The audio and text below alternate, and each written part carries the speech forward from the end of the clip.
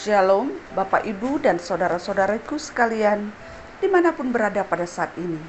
Bahagia sekali kita bisa jumpa kembali untuk bersama-sama bersekutu, beribadah kepada Tuhan, mendengarkan firman-Nya dan menaikkan syafaat kita kepadanya. Untuk itu mari kita berdoa, mohon kekuatan, bimbingan dari Tuhan sehingga kita mampu mendengarkan firman ini, dan melalui firman ini kita akan semakin dalam untuk mengenal Tuhan. Kita berdoa. Kami datang ke hadirat-Mu ya Tuhan dengan segala rasa syukur dan ucapan terima kasih kami. Karena Tuhan begitu baik, Tuhan mengasihi kami, Tuhan memelihara hidup kami. Dan pada saat ini ya Tuhan, kami rindu untuk mendengarkan firman-Mu. Berkenanlah Tuhan untuk memberikan Roh Kudus bagi kami, memenuhi hati kami, untuk mengajari kami sehingga kami boleh mendengarkan firman ini, kami boleh mengerti dan dengan sukacita kami melakukannya dalam kehidupan kami. Inilah doa dan harapan kami, di dalam nama Yesus kami memohon. Amin. Saudaraku yang dikasihi oleh Tuhan, firman-Nya yang kita dengarkan hari ini terambil dari kitab Markus 10 ayat 24 sampai dengan ayat yang ke-25. Demikian bunyinya. Murid-muridnya tercengang mendengar perkataannya itu. Tetapi Yesus menyambung lagi, "Anak-anakku, alangkah sukarnya masuk ke dalam kerajaan Allah. Lebih mudah seekor unta melewati lubang jarum daripada seorang kaya masuk ke dalam kerajaan Allah." Saudaraku yang dikasihi oleh Tuhan, kalau kita baca ayat ini, sesudah kita mendengarkan ayat ini, apakah memang dilarang? Apakah memang tidak bisa orang kaya masuk ke dalam kerajaan surga? Mengapa Yesus katakan lebih mudah seekor unta melewati lubang jarum daripada seorang kaya masuk kerajaan Allah? Jikalau kita mengartikan secara letterlet, karena ini adalah hal yang sangat tidak memungkinkan kalau seekor unta melewati lubang jarum. Apakah memang tidak boleh orang kaya masuk ke dalam kerajaan surga? Jikalau seekor unta saja mustahil melewati lubang jarum, bagaimana seekor unta jika kita membayangkan dengan akal kita, melogikakan dengan akal kita, itu tidak akan mungkin seekor unta melewati lubang jarum. Dan itu lebih mudah, kata Yesus, lebih mudah daripada orang kaya masuk ke dalam kerajaan Allah. Apa sebabnya Yesus mengatakan hal yang demikian? Saudaraku yang dikasihi oleh Tuhan, perkataan Yesus yang demikian kepada murid-muridnya diawali oleh percakapannya dengan seseorang yang kaya. Orang kaya itu bertanya kepada Yesus bagaimana dia boleh masuk ke dalam kerajaan surga. Maka Yesus katakan, engkau harus berbuat baik dan sebagainya. Dan dia katakan, saya sudah melakukan semua itu. Oleh karena itu, ada satu hal yang belum kau lakukan, kata Yesus. Yaitu, bagikanlah harta-hartamu kepada orang lain. Mendengar itu, dia langsung mukanya muram dan tidak memberikan kebahagiaan. Dia tidak bahagia mendengarkan perkataan Yesus itu. Sehingga Yesus mengatakan hal ini. Saudaraku yang dikasihi oleh Tuhan, apakah memang dilarang? Apakah memang tidak bisa? Jikalau seekor unta melewati lubang jarum, secara akal tidak bisa. Tapi itu lebih mudah daripada seorang orang kaya masuk ke dalam kerajaan Allah. Apakah memang tidak bisa orang kaya masuk ke dalam kerajaan Allah? Saudaraku yang dikasihi oleh Tuhan, sebenarnya yang menjadi persoalan dalam hidup orang kaya yang diceritakan oleh Yesus menurut percakapannya dengan orang kaya itu adalah karena dia tidak bisa, tidak mampu, tidak mensyukuri dan tidak menggunakan pemberian Allah kepadanya. Sebab satu hal yang pasti yang harus kita akui, bahwa semua yang kita punya adalah Tuhan yang memberikan. Semua yang kita miliki adalah anugerah Tuhan. Semua yang kita punya adalah titipan Tuhan. Oleh karena itu, satu yang Tuhan harapkan dari setiap pemberian yang diberikannya kepada kita adalah kita mempergunakannya seperti apa yang Dia mau. Salah satu adalah ketika kita punya, maka kita harus berbagi kepada yang lain. Kita harus berbagi dengan sukacita kepada yang lain. Itu yang dikehendaki Tuhan. Karena memang salah satu ciri khas orang percaya adalah berbagi, memberi, mengasihi. Apa yang dia miliki, dia bisa pergunakan untuk menunjukkan kasih kepada sesamanya. Sebagaimana yang dinyatakan, ada 3 hal, iman, pengharapan, dan kasih. Yang lebih penting dari ketiganya adalah kasih. Jadi itu artinya sebagaimana Yesus juga katakan, hukum yang pertama dan terutama adalah kasih kepada Allah, kasih kepada sesama manusia. Artinya yang paling penting dalam hidup orang percaya adalah kasih yang dinyatakan. Bukan hanya diucap, bukan hanya dipikir, tapi dinyatakan dalam perbuatan. Kasih itu bukan hanya di dalam pikiran. Kasih itu harus kenyataan. Bukan hanya dalam konsep, bukan hanya dalam perkataan, tapi harus diwujudkan dalam kenyataannya. Saudaraku yang dikasihi oleh Tuhan, demikian yang diharapkan oleh Yesus. Oleh karena itu, ini adalah satu hal yang harus menjadi prioritas dalam hidup kita.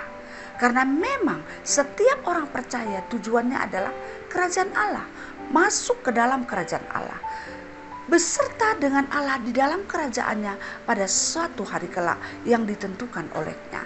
Ketika Dia datang kembali, maka Dia akan membawa setiap orang yang melakukan kehendaknya, yang percaya kepadanya, diberikan anugerah oleh Tuhan, masuk ke dalam kerajaan Allah, dan sebagian lagi masuk ke dalam neraka. Oleh karena itu, sebagai orang percaya, tentu tujuan kita adalah masuk ke dalam kerajaan Allah. Dan salah satu yang harus kita lakukan adalah ada kasih dalam hidup kita. Karena Allah terlebih dahulu mengasihi kita. Dan hidup kita juga adalah karena kasih Allah. Oleh karena itu, saudaraku yang dikasihi oleh Tuhan, seberapapun yang kita punya, jangan pernah terlalu banyak memikirkan, jangan terlalu berhitung-hitung untuk melakukan kasih. Apalagi bagi setiap orang yang mempunyai.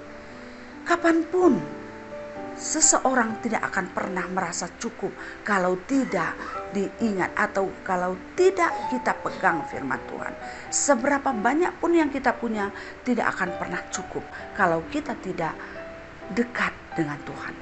Oleh karena itu, saudaraku yang dikasihi oleh Tuhan, mari kita menyelidiki hati kita, seberapa yang kita punya dan bagaimana kita boleh berbagi kepada sesama kita.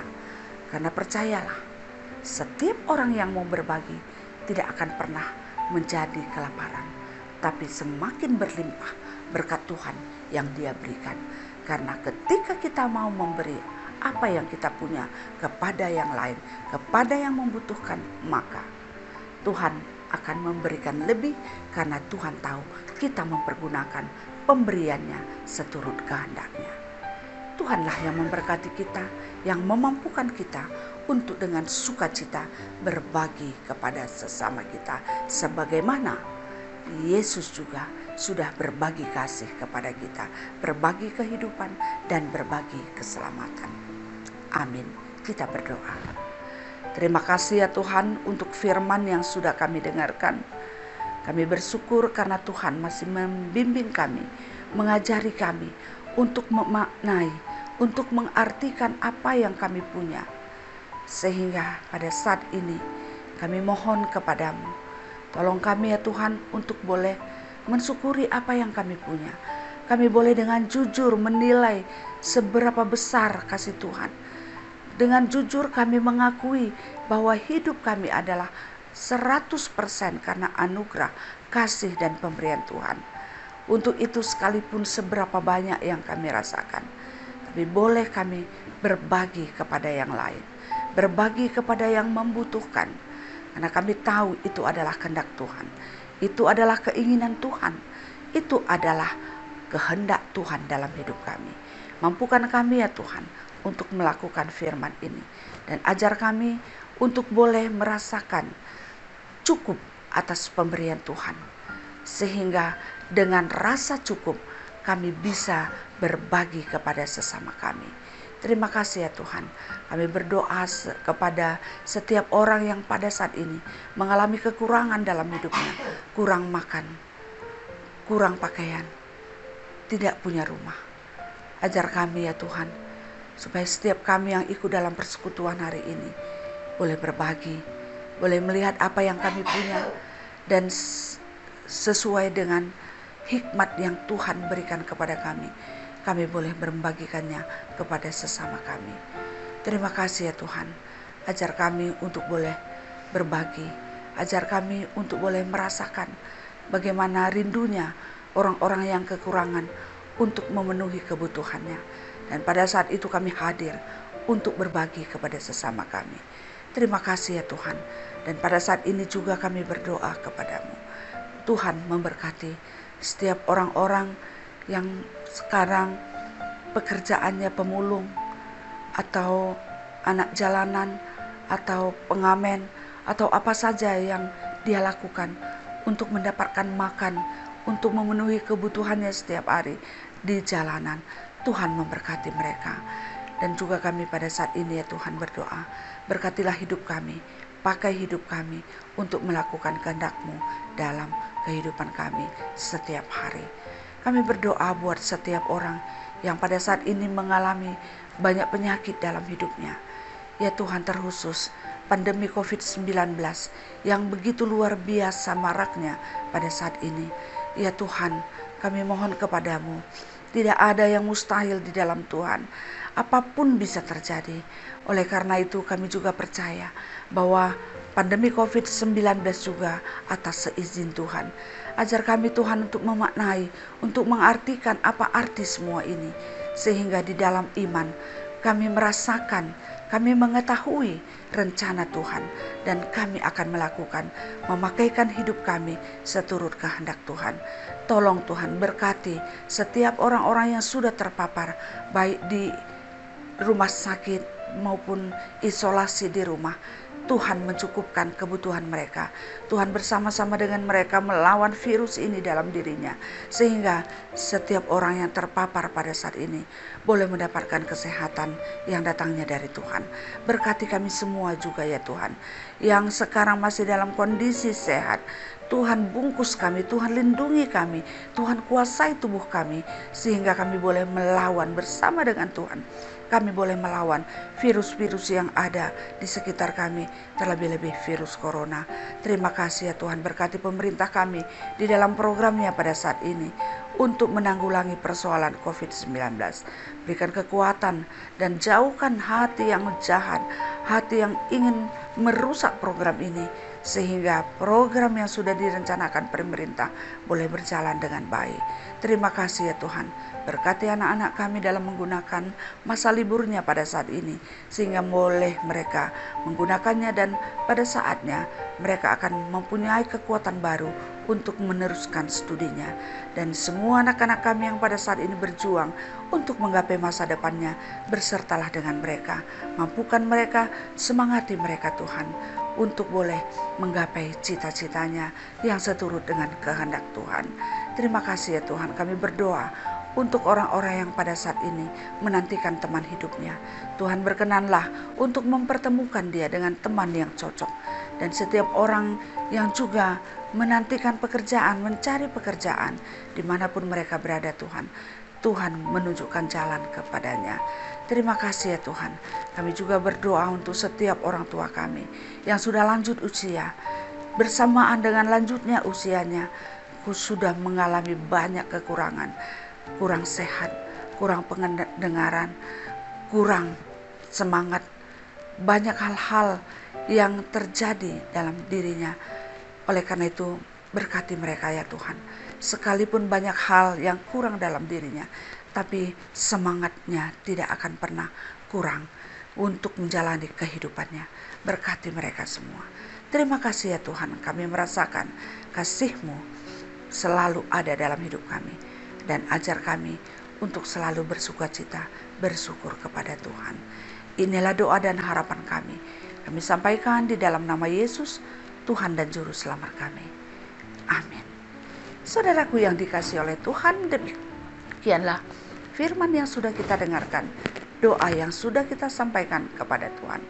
Kiranya damai sejahtera yang datangnya dari Tuhan, yang melampaui segala akal dan pikiran kamu, akan menyertai kamu dari sekarang sampai selama-lamanya. Amin. Salam sehat, selalu bahagia, semangat menjaga kesehatan. Tuhan memberkati kita semuanya. Terima kasih.